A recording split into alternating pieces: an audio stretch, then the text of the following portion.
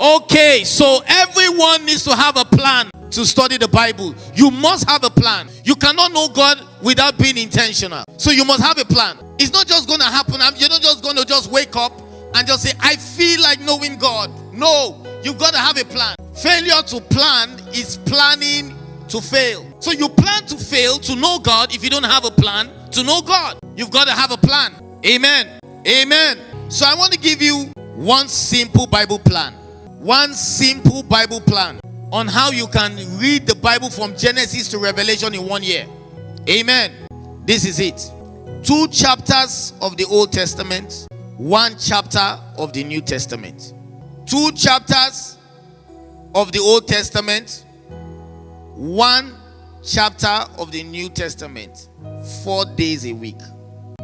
This is for everyone that intends to be intimate with God. You cannot be intimate with God without being hooked on the word. 2 chapters of the Old Testament, 1 chapter of the New Testament, 4 days a week. How many hours do you think it can take? 1 hour? Can we agree for 1 hour? 2 chapters of the Old, 1 chapter of the New. Because why I'm saying this is because you've got to work on your intimacy with God. And if we want to be analytical or be real with ourselves, a lot of us have an appearance of knowing God, but you don't really know Him because you don't know His word. And so the easiest way and the way to know God is through His word. And so you've got to have a plan to know His word. And a simple Bible plan is 2 chapters of the Old Testament and what? And 1 chapter of the New Testament, 4 days a week. So that in 1 year you would have covered back from Genesis to Revelation. Is someone following me? I am talking about taking it from just words, taking it from just imaginations, taking it from just ideas, but taking it to practical work now.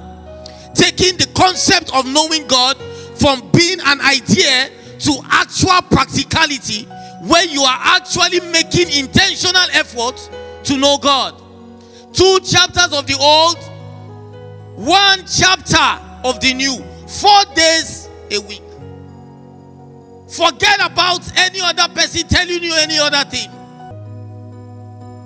You need to know God's promises for your life. You need to know what God has promised you. If He promised you things, you need to know what He's promised you. You need to know God's promises for your life. It's not just going to be imaginary. You've got to really know His promises for you. Amen. Amen.